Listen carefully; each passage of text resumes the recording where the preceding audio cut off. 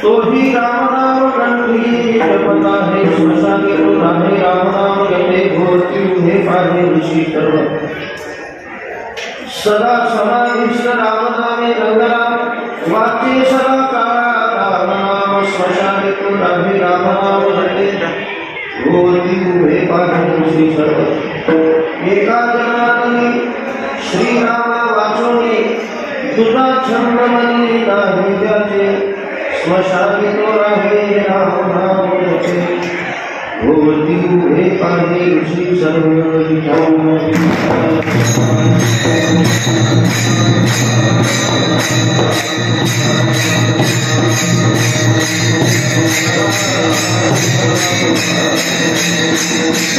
योगियात्रा मुकुटमणि धुरती तो ही राम नाम कंठी जपता है स्मशानी तो राहे राम नाम जपे भोती उभे पाहे ऋषि सर्व कैलाश का देव घोड़ा चक्रवर्ती पार्वती का पति योगिराज तयाची पाया माटी गंधर्वके गंधर्व घडो आल्याची केंद्र नाही कीर्तनाच्या सेवेसाठी म्हणून लागलेला डॉक्टर आहे शांती ब्रह्मश्री संत श्रेष्ठ 1 लाख महाराजांच्या 4 जगाचा या जगाचा संहार करता प्रत्यक्ष भगवान शंकर आपली उपासना कशी करतो उपासना करीत असताना त्याचा आराधनेय करतो ती उपासना केल्यानंतर त्याला अवस्था कोणती प्राप्ती होते आणि भगवान शंकराचा मुळातच अधिकार आहे या साऱ्या गोष्टीचा परिचय नागनाथ करून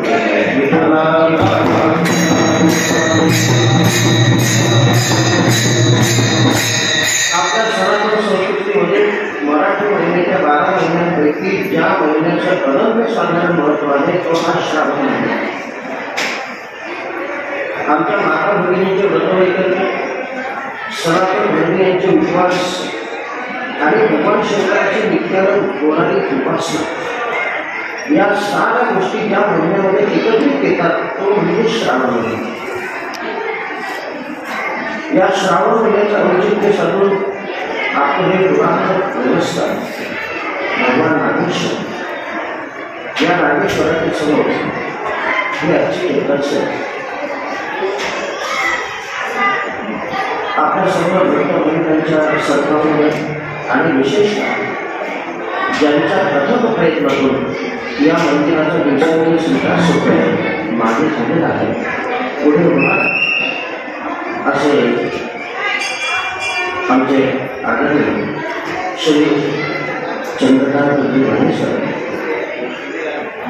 त्यांच्या प्रेमासह त्यांच्या सदिच्छेनुसार हे श्रावण महिन्याच्या कीर्तनांची योजना. लोकांना काहीतरी घडलं पाहिजे, लोकांच्या ठिकाणावरून शपथ केले पाहिजे अशा सद्भावनेतून त्यांच्या मनात जे विचार येतात ते कार्यान्वित करण्याकरता त्यांचा विचार घेतात. महाराज आपल्याला श्रावण महिन्यात कसं करायचं आहे, विठ्ठल मंदिरात कसं करायचं आहे, ह्या ग्रंथाचं पारायण करायचं आहे, लोकांना काहीतरी घडलं पाहिजे अशी त्यांची प्रामाणिक मनुष्य आहे. म्हणून त्यांच्या सदिच्छेनुसार आजचा हा कार्यक्रम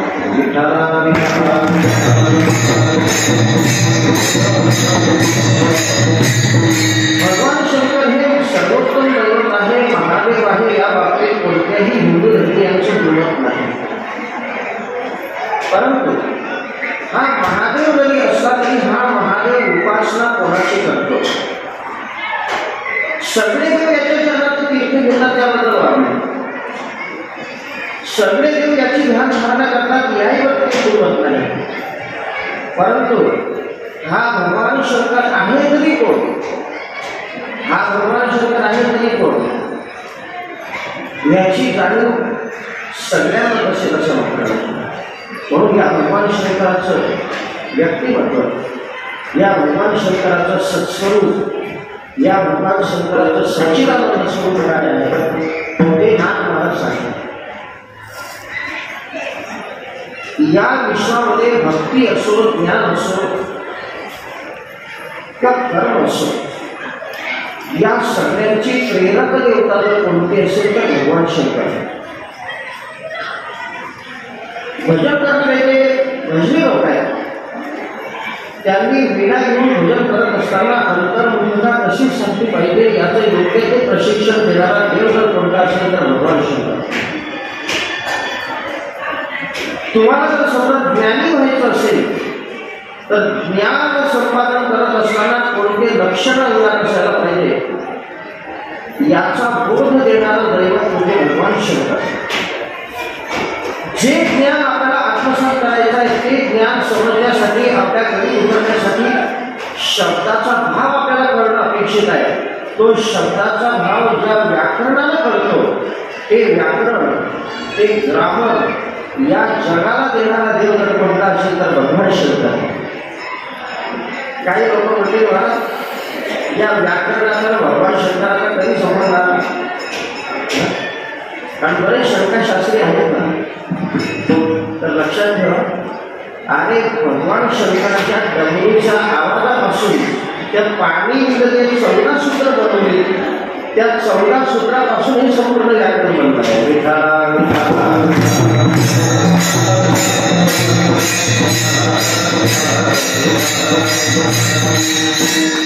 आणि प्रेमयुक्त भोजन कसं करावं याचं प्रशिक्षण देणारा देव म्हणजे भगवान शंकर.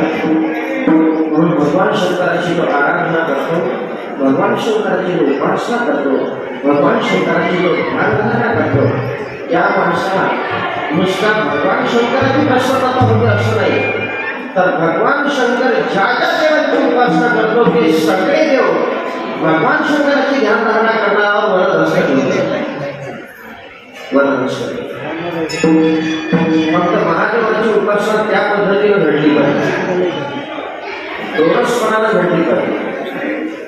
घोडं दैवत आहे त्या बाबतीत जुळवत नाही, परंतु ते जितकंही घोडं नाही की तुमच्या मनात जे वाटेल ते देईल, असा गैरसमज काढू नका. कारण आमचे ज्ञानोबाने सांगतायत की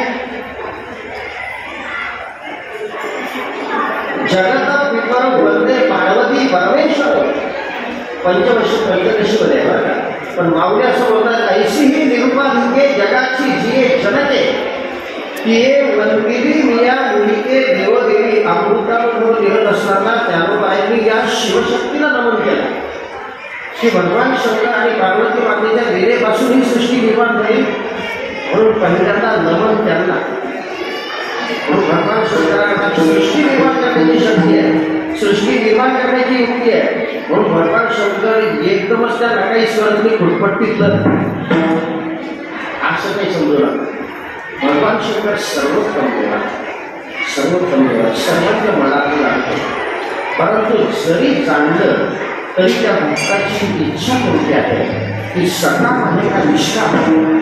सकाम असेल तर त्याला रावणासारखं फळ देतो, आणि निष्काम असेल तर त्याच्यावर मूर्तीनाथ महाराजांसारखा वध असं ठेवतो. आदिनाथ गुरु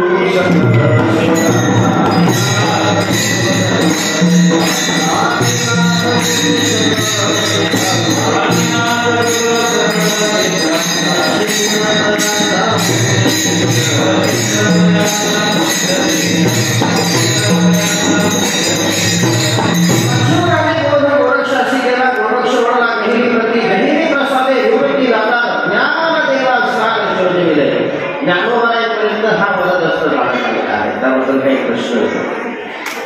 आता वेळेअभावी जास्त विस्तार न करता भाविक बऱ्याच वेळेपासून तात्पर्य बसलेला आहे. परंतु आज सोमवारचं व्रत असल्या कारणाने आपल्या भगवान कोंढणेश्वरावरही सकाळपासून भाविकांची गर्दी, म्हणून निघायला वेळ होतोय. वेळ जरी झालेला असला तरी वेळेचं भान घेऊन अगदी कीर्तन सेवा आपल्याला वेळेत दाखवायची आहे. कारण कीर्तन 2 तास जरी केलं तरी मला तेवढे गाडी आहे ते तुम्ही शांत बसणार. अर्धा तास जरी केलं तरी तुम्ही तेवढे लागणार आहात, किंवा जे जाणायचे ते तुम्ही जाणून घेणार. म्हणून आपल्याला वेळ फार महत्त्वाची आहे. कारण लांबून घरी कार्य असतात, त्यांना कुठे कार्यक्रम असतात, त्यांची काही उपासना असते, त्यांचे काही दैनंदिन कार्यक्रम असतात. आणि तुमचे जसे कार्यक्रम आहेत तसे आमचेही घेतलेले मोठे असतातच. आज गोकुळाष्टमी आहे. सद्गुरू देवीजी महाराज वेळीकरांपासून भुसावळ शहरामध्ये आपण पारंपरिक मुक्कामाची जन्माचे कीर्तन रात्रीच आहे.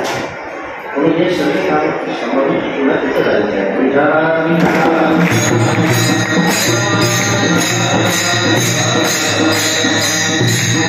सरळ अनुभवामध्ये प्रवेश करीत असताना वास्तविक भाव असा आहे की ज्या नाथ महाराजांचा अभंग आहे, त्या नाथ महाराजांच्या दरबारामध्ये पैठण क्षेत्री त्यांच्या वाड्यात दररोज वेगवेगळे उपक्रम राबवले जातो.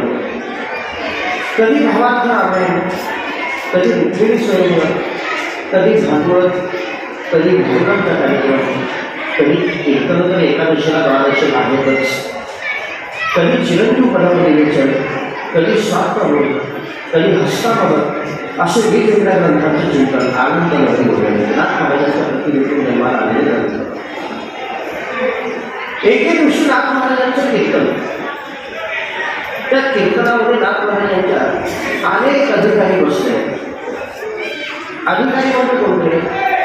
गाते श्रोते आणि पाहते चतुर विनोदे दृष्टीते सोहम आणि पूर्ण ज्ञाते या सगळ्याचे विनामी. त्यामध्ये काही गाणे गाणारे होते, काही प्रश्न ऐकणारे श्रोते होते, काही आत्मानुभूती लोक होते, काही सोहम भावामध्ये पारंगत असलेले योगी लोक होते. या सगळ्यांचं ध्येय एकच आहे, मोक्ष. या सगळ्यांचं ध्येय एकच आहे, परमात्मा प्राप्ती. या सगळ्यांचं ध्येय एकच आहे, आत्यंतिक दुःखाची निवृत्ती आणि परमानंदाची प्राप्ती. म्हणून नाथ महाराजांनी असा विचार केला की या सगळ्या लोकांना जर एकाच ठिकाणी जायचं असेल, या सगळ्या लोकांचं ध्येय जर एकच असेल, तर यांना एकच औषध देणं महत्वाचं आहे. यांना एकच औषध देणं महत्वाचं आहे. म्हणून नाथ महाराजांनी सांगितलं की बाबा, तुम्ही सगळे लोक सगळे या कीर्तनाला आला, परंतु तुमचा आत्मानुभव सिद्ध व्हावा असं वाटत असेल, तुमचा उद्धार व्हावा असं वाटत असेल, तुम्हाला मोक्ष प्राप्ती व्हावी असं वाटत असेल, तर तुम्ही जे लोक स्वातंत्र्य आहेत पदार्थ करणारे आहेत त्यांच्यासाठी नाही, परंतु ज्यांना काही कळतच नाही त्यांच्यापासून तर योगी लोकांपर्यंत हा एकच बोध